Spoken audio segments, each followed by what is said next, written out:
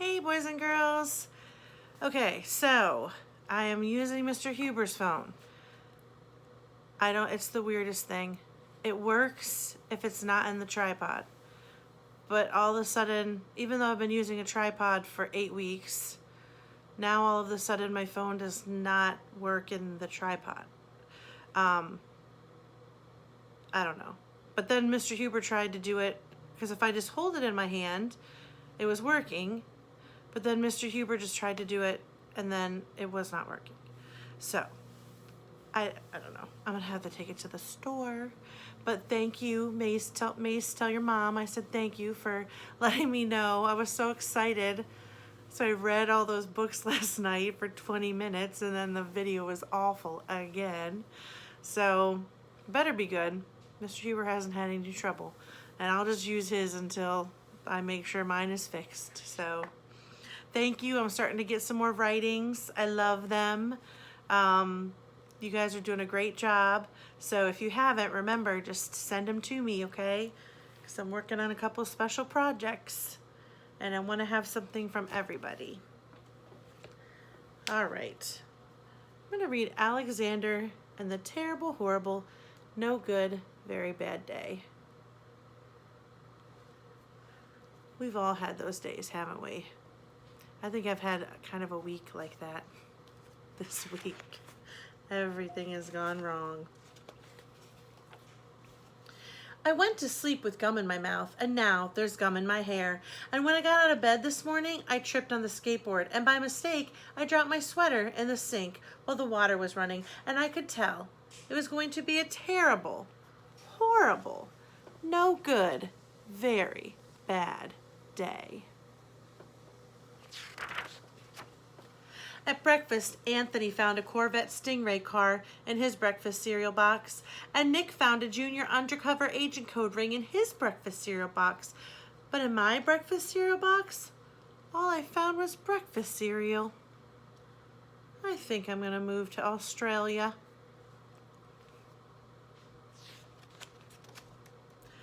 In the carpool, Mrs. Gibson let Becky have a seat by the window. Audrey and Elliot got seats by the window too. I said I was being scrunched. I said I was being smushed. I said if I don't get a seat by the window, I'm going to be car sick. And no one even answered. I could tell it was going to be a terrible, horrible, no good, very bad day. At school, Mrs. Dickens liked Paul's picture of the sailboat better than my picture of the invisible castle. Invisible castle? Sounds like Junie B. At singing time, she said I sang too loud. At counting time, she said I left out 16. Who needs 16? I could tell it was going to be a terrible, horrible, no good, very bad day. I could tell because Paul said I wasn't his best friend anymore. He said that Philip Parker was his best friend and that Albert Moyo was his next best friend and that I was only his third best friend. I hope you sit on a tack, I said to Paul. I hope the next time you get a double-decker strawberry ice cream cone that the ice cream part falls off the cone and lands in Australia.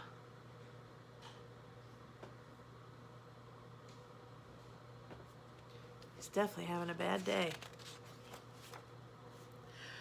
There were 2 cupcakes in Philip Parker's lunch bag, and Albert got a Hershey bar with almonds, and Paul's mother gave him a piece of jelly roll that had little coconut sprinkles on top. And guess whose mother forgot about dessert? It was a terrible, horrible, no good, very bad day. That's what it was, because after school, my mom took us all to the dentist, and Dr. Fields found a cavity just in me. Come back next week and I'll fix it, said Dr. Fields. Next week, I said, I'm going to Australia.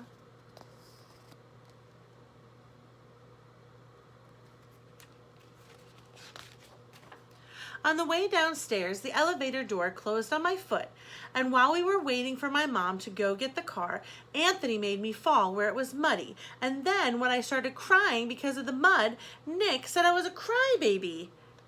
And Oh boy.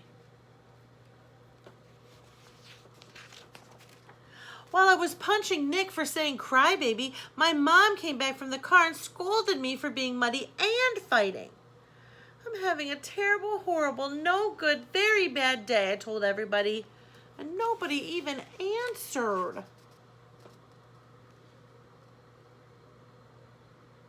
Oops.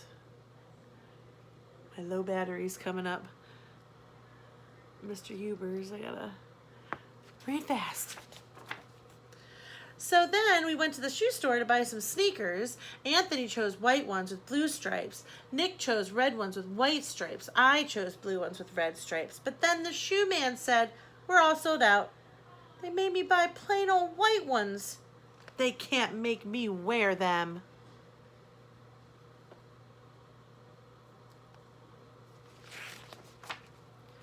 When we picked up my dad at his office, he said I couldn't play with his copying machine, but I kind of forgot. He also said to watch out for the books on his desk, and I was careful, except for my elbow. He also said don't fool around with his phone, but I think I called Australia. My dad said please don't pick him up from work anymore. It was a terrible, horrible, no good, very bad day.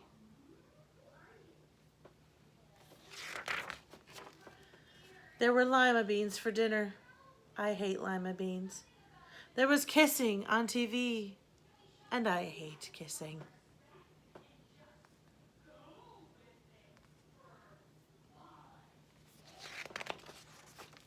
My bath was too hot. I got soap in my eyes. My marble went down the drain, and I had to wear my railroad train pajamas. I hate my railroad train pajamas. When I went to bed, Nick took back the pillow he said I could keep, and the Mickey Mouse nightlight burned out, and I bit my tongue. The cat wants to sleep with Anthony and not with me. It has been a terrible, horrible, no good, very bad day. My mom says some days are like that. And that's true. We've all had those days, haven't we? Even Miss Huber.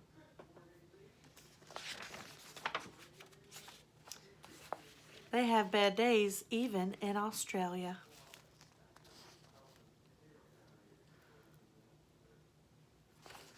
The end. All right, I'm going to try to squeeze one more in. I don't know how much battery Mr. Huber has, but I'll try to read fast. The Three Little Wolves and the Big Bad Pig by Eugene Trevisas and Helen Oxenberry.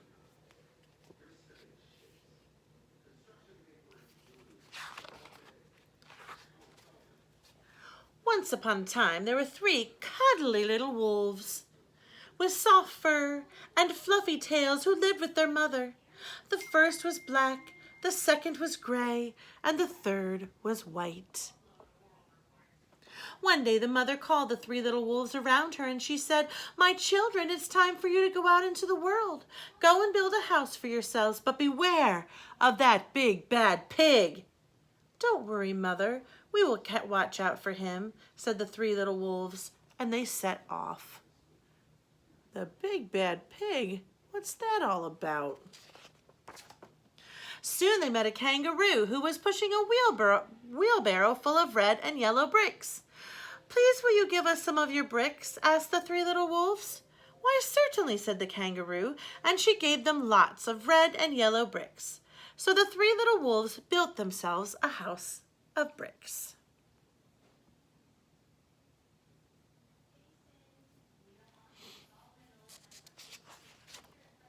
The very next day, that big bad pig came prowling down the road, and he saw that house of bricks that the little wolves had built. The 3 little wolves were playing croquet in the garden. When they saw that big bad pig coming, they ran inside the house and they locked the door.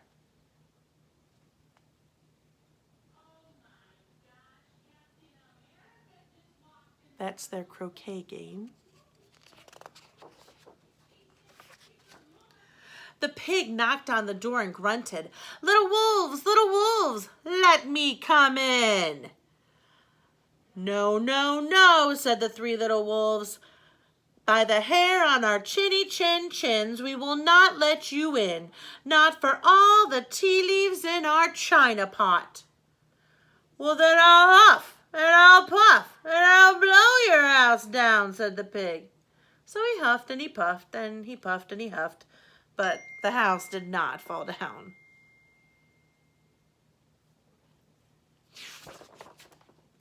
But the pig wasn't called big and bad for nothing. He went and fetched his sledgehammer, and he knocked that house down. The three little wolves just managed to escape before the bricks crumbled. They were frightened indeed. Ooh, they got out just in the nick of time.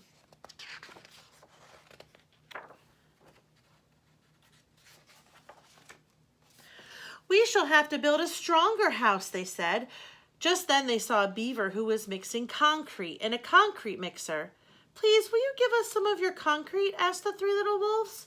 Certainly, said the beaver, and he gave them buckets and buckets full of messy, slurry concrete. So the three little wolves built themselves a house full of concrete, and concrete is cement. We'll see how this works out.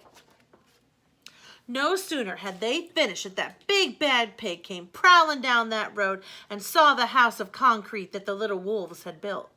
They were playing battledore in the garden, and when they saw the big bad pig coming, they ran inside their house and shut the door. The pig rang the bell and said, "Little frightened wolves, let me come in." "No, no, no," said the three little wolves. "By the hair on our chinny chin chins, we will not let you in, not for all the tea leaves in our china pot." China teapot, sorry. "Then I'll huff, and I'll puff, and I'll blow your house down," said the pig. So he huffed, and he puffed, and he puffed, and he huffed. But that house, it did not come down. But the pig wasn't called big and bad for nothing. He went and fetched his pneumatic drill, and he smashed the house down. The three little wolves managed to escape, but their chinny chin chins were trembling and trembling.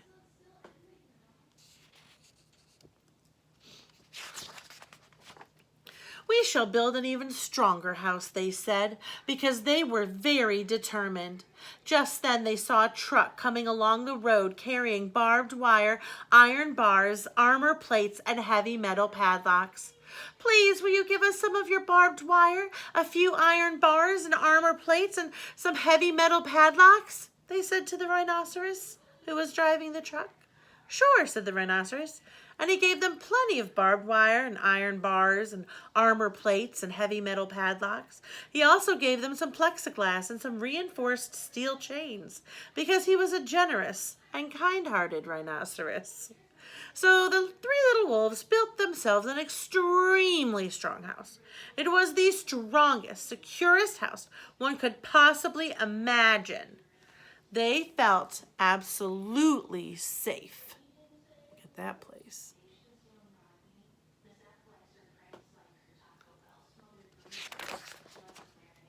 The next day, the big bad pig came prowling along the road as usual, and the three little wolves were playing hopscotch in the garden. When they saw that big bad pig coming, they ran inside their house, bolted the door, and locked all 37 padlocks. The pig dialed the video entrance phone and said, "Little frightened wolves with the trembling chins, let me come in."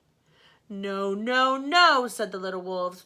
"By the hair on our chinny chin chins, we will not let you in, not for all the tea leaves in our china teapot." "Then I'll huff, and I'll puff, and I'll blow your house down," said the pig. So he huffed, and he puffed, and he puffed, and he huffed, but the house did not fall down. But the pig wasn't called big and bad for nothing. He brought some dynamite, laid it against the house, lit the fuse, and what do you think is going to happen? Let's see.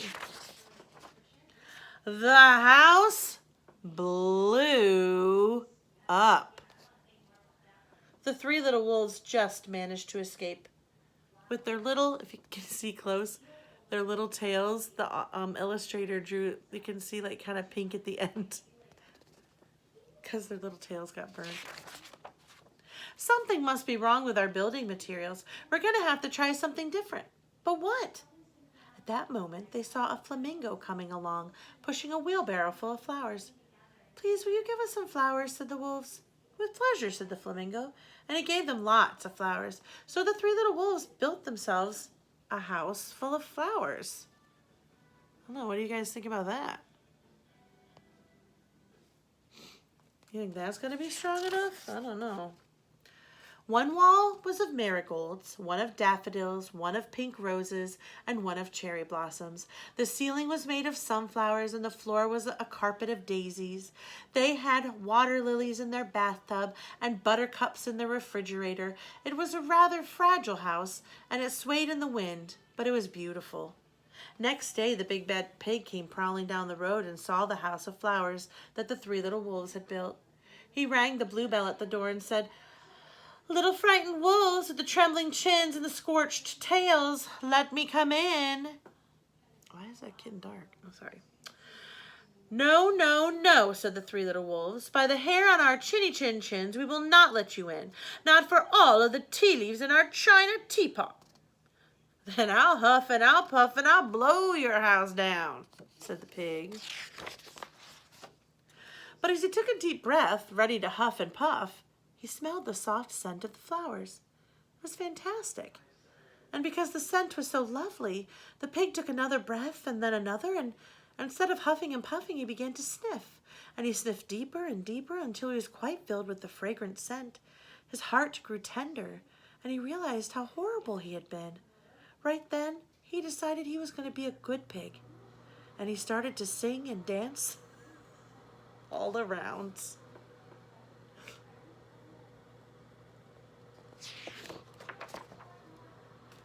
At first, the three little wolves were a bit worried it might be a trick, but soon they realized that the pig had truly changed. So they came running out of the house, and they started playing games with him. First they played pig pog, and then piggy in the middle, and when they were all tired, they invited him into their house. They offered him tea and strawberries and wolfberries and asked him to stay with them as long as he wanted. The pig accepted, and they all lived together, happily ever after. All right, little ones. You guys have a good night. Tomorrow, is tomorrow Friday? Yes, tomorrow's Friday. Oh my gosh. Tomorrow is Miss Huber's first day. I'm going back into school tomorrow. I stayed home this week to be with Grace and make sure she got her stuff done, and I just wanted to finish my stuff at home. But I have to go in and clean out your desks. They better not be messy, gross, or you're gonna get it. So I have to go clean out your desk and bag up all your stuff for you so that you can get it next week. It'll be kind of sad to go in there by myself. But anyway, have a great night tonight. Make sure you do your work tomorrow. And after that, it's only 4 more days. So you guys can do it. I'm really, really proud of you. I'm excited about our pool party too. I'm going to talk to Charlie's mom. And she was so nice because I'm not going to be able to do it at my pool. That we're going to do it there. So, I almost cried. I was so happy because I didn't know if we'd be able to do it or not. So we'll get that information together and I'll get that out to you soon. And I'm just kind of looking forward to getting to see you guys again. So, okay. I love you guys. Have a great night.